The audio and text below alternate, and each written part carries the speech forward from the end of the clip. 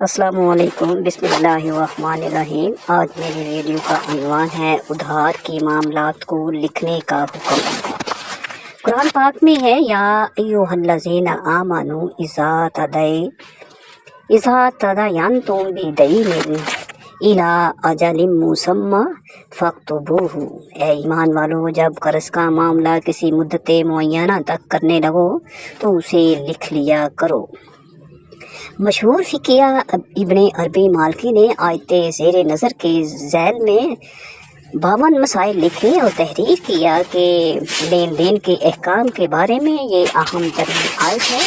عموماً دوستوں اور عزیزوں کے درمیان قرض کے معاملات میں دستاویز لکھنے اور گواہی لینے کو معیوب اور بے اعتمادی کی دلیل خیال کیا جاتا ہے، لیکن اللہ کا ارشاد ہے کہ قرض اور تجارتی معاملات کو تحریر میں لانا چاہیے اور اس پر گواہ بھی بنا لینا چاہیے تاکہ لوگوں کے درمیان معاملات صاف رہیں۔ معاہدے میں مدت کا تعین ضروری ہے۔ اجل مسمی سے مدت کی ایسی تعین مراد ہے جس میں کوئی ابہام اور اشتباہ نہ ہو۔ مثلا یوں کہنا درست نہیں کہ جھاڑوں کے موسم میں، برسات کے موسم میں یا ربیع کی فصل میں، بلکہ ان مبہم مدتوں کی بجائے تعین میں وضاحت ہونی چاہیے کہ فلاں حال کے فلاں مال کی فلاں مہینے کی فلاں تاریخ کیوں۔ یہ مدت کی مبہم تعین بسا اوقات فریقین کے درمیان نزاع کا باعث بنتی ہے۔ کاتب انصاف سے لکھے، وَلْيَكْتُبْ بَيْنَكُمْ كَاتِبٌ بِالْعَدْلِ، اور تمہارے درمیان لکھنے والا انصاف سے لکھے۔ کاتب کو چاہیے کہ وہ دیانتداری سے لکھے اور لکھتے وقت کسی کی رو رعایت کرے، نہ کسی کی دباؤ میں آ کر نہ لکھے اور نہ لکھنے میں جان بداری سے کام لے، بلکہ انصاف کے ساتھ ٹھیک ٹھیک لکھے تاکہ لکھوانے والوں کو بعد میں کسی قسم کا نقصان نہ ہو۔ فقہ نے یہ بھی قید لگائی ہے کہ کاتب دیندار ہو اور تحریر کے شرائط سے بھی آگاہ ہو، تاہم کاتب لکھنے کی اجرت لے سکتا ہے۔ کاتب لکھنے سے انکار نہ کرے۔ ارشاد باری تعالیٰ ہے، وَلَا يَأْبَ كَاتِبٌ أَن يَكْتُبَ كَمَا علمہ اللہ فلیکتب، اور لکھنے والا لکھنے سے انکار نہ کرے۔ جب اللہ نے اسے لکھنا سکھایا تو اسے چاہیے کہ وہ ضرور لکھے۔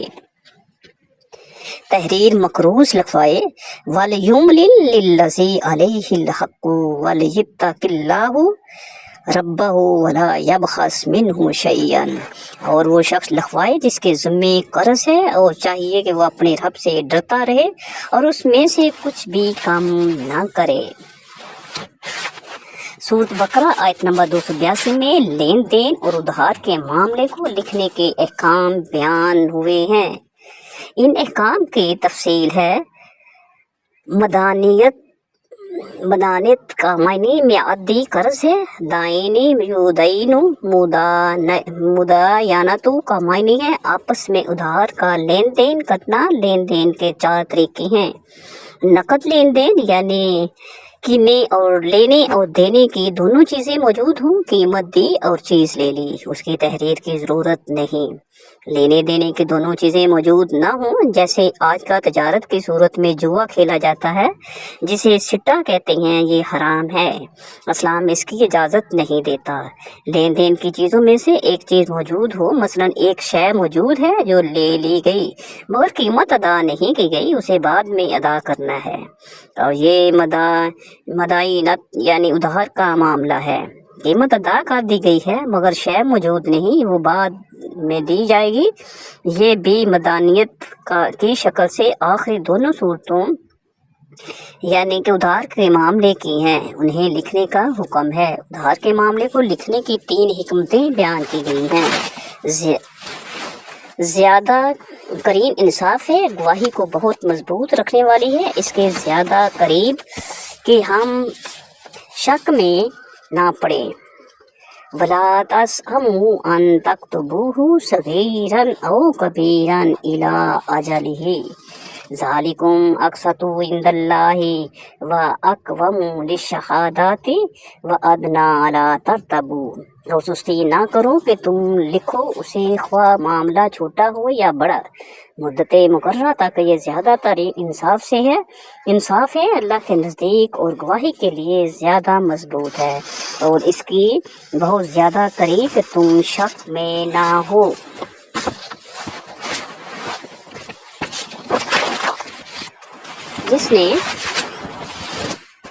جس نے قرض لیا ہے وہ اس قرض کی دستاویز عملہ کرائے گا، کیونکہ اس کا لکھا ہوا اس پر حجت ہوگا کہ اس نے کتنی رقم کتنی مدت کے لیے لی ہے۔ اس بارے میں قرض خواہ کا قول معتبر نہ ہوگا، اور مقروض کو دستاویز تیار کرواتے وقت اللہ سے ڈرنا چاہیے، اور جو تحریر وہ لکھوائے اس میں کمی بیشی نہ کرے، اور دل میں یہ بات رکھے کہ اللہ تعالیٰ میرے دل کے حال سے واقف ہے۔ فَإِنْ كَانَ الَّذِي عَلَيْهِ الْحَقُّ سَفِيهًا أَوْ ضَعِيفًا أَوَلَا يَسْتَطِيعُ أَن يُمِلَّ هُوَ فَلْيُمْلِلْ وَلِيُّهُ بِالْعَدْلِ۔ پھر اگر جس کے ذمے قرض ہے کم عقل یا کمزور ہو اور اس قابل نہ ہو کہ وہ خود لکھوا سکے، تو لازم ہے کہ اس کا ولی انصاف سے لکھوائے۔ اگر مقروض کم عقل یا کم سین یا معمر یا مخبوط الحواس ہو، یا عملہ کرانے سے بوجہ گونگا ہونے یا زبان سے ناواقف ہونے یا قیدی اور مریض ہونے کی بنا پر عاجز ہو، تو اس کا ولی لکھوا دے۔ ولی سے مراد شرعی ولی ہے یا وکیل اور مختار۔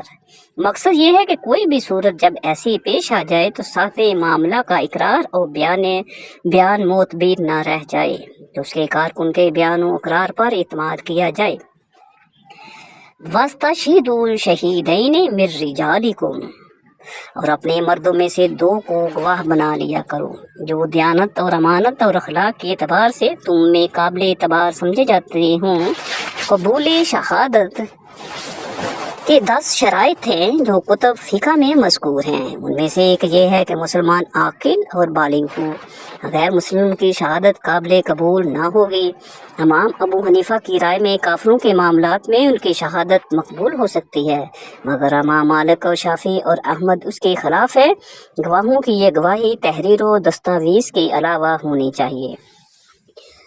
فَإِن لَمْ يَكُونَا رَجُلَيْنِ فَرَجُلٌ وَامْرَأَتَانِ مِمَّنْ تَرْضُونَ مِنَ الشُّهَدَاءِ أَن تَضِلَّ إِحْدَاهُمَا فَتَذَكِّرَ إِحْدَاهُمَا الْأُخْرَى۔ پھر اگر 2 مرد نہ ہوں تو ایک مرد 2 عورتیں ان گواہوں میں سے جن کو تم پسند کرتے ہو، تاکہ ان دونوں میں سے ایک دوسری کو یاد دلائے۔ اگر کوئی ان 2 میں سے بھول جائے، یعنی اگر 2 مرد نہ ہوں تو ایک مرد اور 2 عورتوں کو گواہ بنا لیا جائے۔ یہودی قانون میں گواہی صرف مردوں کی معتبر ہے، عورت کی شہادت سرے سے قابل تسلیم نہیں۔ اسلام نے عورت کو یہ حق دیا، لیکن ساتھ ہی اپنے علم کامل اور تحقیق کی بنا پر عورت کی گواہی کا مرتبہ مرد کے مقابلے پر نصف تسلیم کیا ہے۔ ممن ترضون من الشہداء، ان گواہوں سے جن کو تم پسند کرتے ہو۔ گواہوں کا پسندیدہ ہونا ضروری ٹھہرایا۔ اسلام نے زندگی کے ہر شعبے میں امانت اور دیانت اور سیرت و کردار کا ایک خاص معیار قائم رکھا ہے۔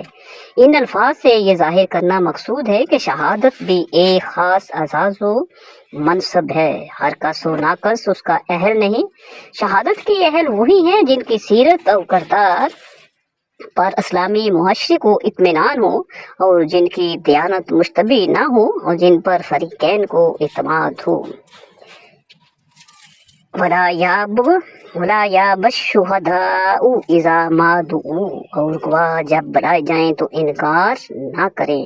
اس کا ایک مطلب یہ بیان کیا گیا ہے کہ جب انہیں گواہ بنانے کے لیے کہا جائے تو انہیں انکار نہیں کرنا چاہیے۔ علماء کا قول ہے کہ اگر کوئی دوسرا موجود نہ ہو تو گواہ بننا واجب ہے۔ اگر وہ دوسرا گواہ موجود ہو تو اسے دونوں امور میں اختیار ہے، یہ حسن بصری کا قول ہے۔ دوسرا مطلب یہ ہے کہ جب اس واقعہ کہ عینی شاہد بن چکی ہوں اور انہیں حاکم کے روبرو ادائے شہادت کے لیے طلب کیا جائے تو ان کی حاضری ضروری ہے، کیونکہ گواہی نہ دینے کی صورت میں ایک مسلمان کا نقصان ہوتا ہے۔ وَلَا تَسْمُوا أَن تَكْتُبُوهُ صَغِيرًا أَوْ كَبِيرًا إِلَىٰ أَجَلِهِ، لکھنے سے مت اکتاؤ، خواہ معاملہ چھوٹا ہو یا بڑا، ایک مدت مقررہ تک۔ لین دین کے معاملے میں مزید ارشاد فرمایا کہ خواہ معاملہ چھوٹا ہو یا بڑا، لکھنے سے اکتانا نہیں چاہیے۔ بار بار لکھنے لکھانے سے عموماً نفس میں ایک قسم کی اکتاہٹ کا پیدا ہو جانا تقریباً طبعی امر ہے۔ إِلَّا أَن تَكُونَ تِجَارَةً حَاضِرَةً تُدِيرُونَهَا بَيْنَكُمْ فَلَيْسَ عَلَيْكُمْ جُنَاحٌ إِلَّا تَكْتُبُوهَا، اگر کوئی سودا دست بدست ہو جس کا لین دین تم آپس میں کرتے رہتے ہو، بس اس میں کوئی گناہ نہیں کہ تم اسے نہ لکھو۔ نقد لین دین کے معاملات بکثرت پیش آتے ہیں اور یوں بھی زیادہ اہمیت کے حامل نہیں ہوتے، اس لیے کہ کم رقم کے ہوتے ہیں اور ان میں نزاع اختلاف کی نوبت کم ہی آتی ہے۔ علماء کا قول ہے کہ ایسے معاملات میں تحریر کو لازمی قرار دینے سے حرج لازم آتا ہے، اس لیے شریعت نے انہیں لکھنے کی پابندی اٹھا لی۔ اگر لین دین کا کوئی معاملہ ایسا ہو جس میں کثیر رقم صرف کی جا رہی ہو اور کسی طرح اس میں جھگڑے کا احتمال ہو تو اس میں تحریر ضروری ہوگی۔ وَأَشْهِدُوا إِذَا تَبَايَعْتُمْ، خریدو فروخت کے وقت گواہ بنا لیا کرو۔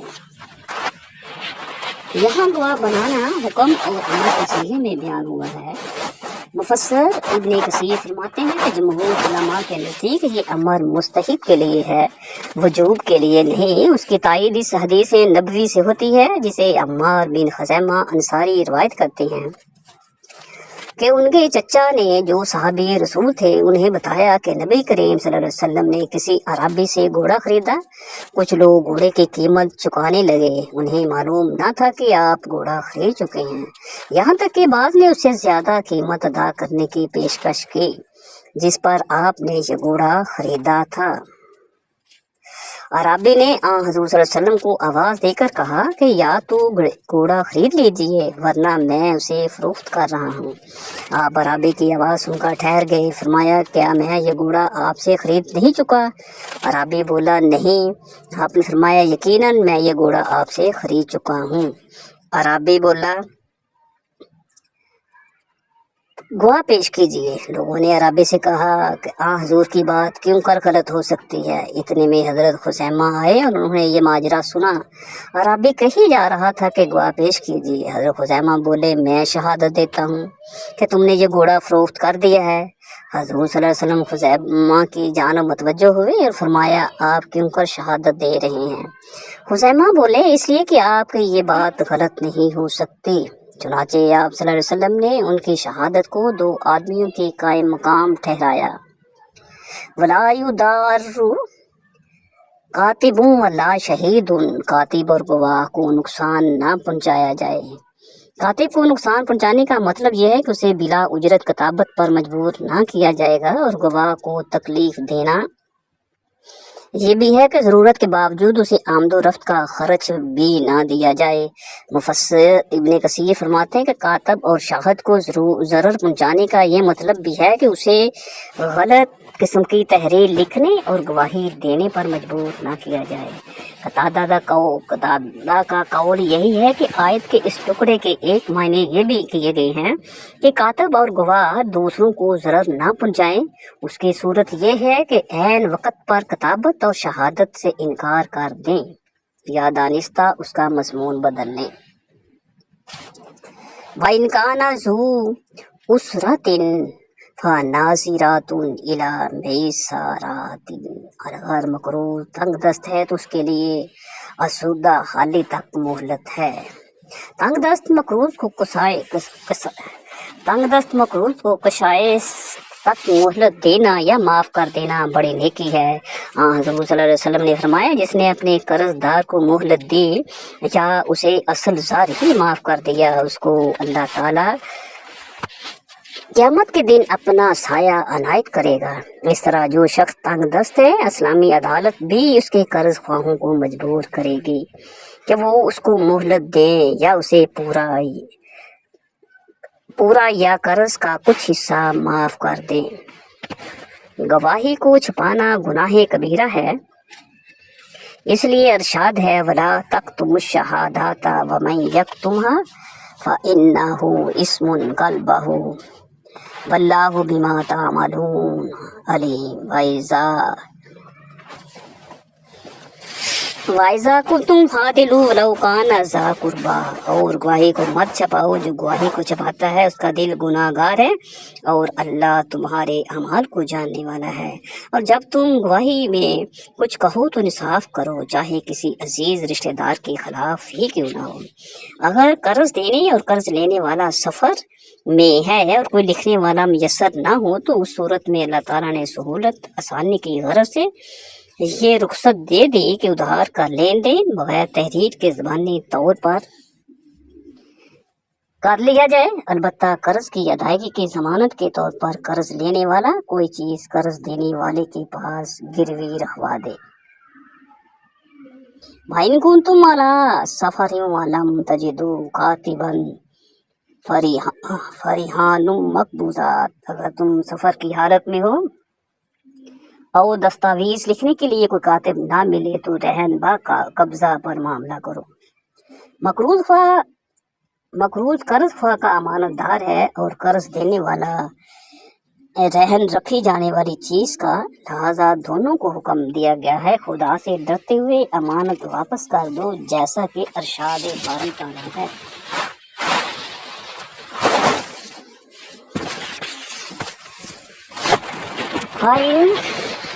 फ़इन आमिना बादुकुम बादा फलयउद्दिल्लज़ी ज़ीतु बिना अमानतु वलियत्तक़िल्लाह रब्बहु, अगर तुम में से कोई शख्स दूसरे पर एतमाद करके उसके साथ कोई मामला करे तो जिस पर एतमाद किया गया है उसे चाहिए कि अमानत अदा करे और अल्लाह से डरते रहा करे। अल्लाह के लिए है जो आसमानों में है और जो ज़मीन में है। अगर तुम जाहिर करो जो तुम्हारे दिलों में है या तुम उसे छुपाना, अल्लाह तुमसे उसका हिसाब लेगा, फिर जिसको वो चाहेगा बख्श देगा, जिसको वो चाहेगा अज़ाब देगा। और अल्लाह हर चीज़ पर कुदरत रखने वाला है। रसूल सल्लल्लाहु अलैहि वसल्लम बा ईमान लाए उस पर जो कुछ उसकी तरफ उतारा गया है उसके रब की तरफ से, और ईमान वाले भी सब ईमान लाए अल्लाह पर और उसके फरिश्तों पर और उसकी किताबों पर और उसके रसूलों पर। हम उसके रसूलों में से किसी एक के दरमियान फ़र्क नहीं करते।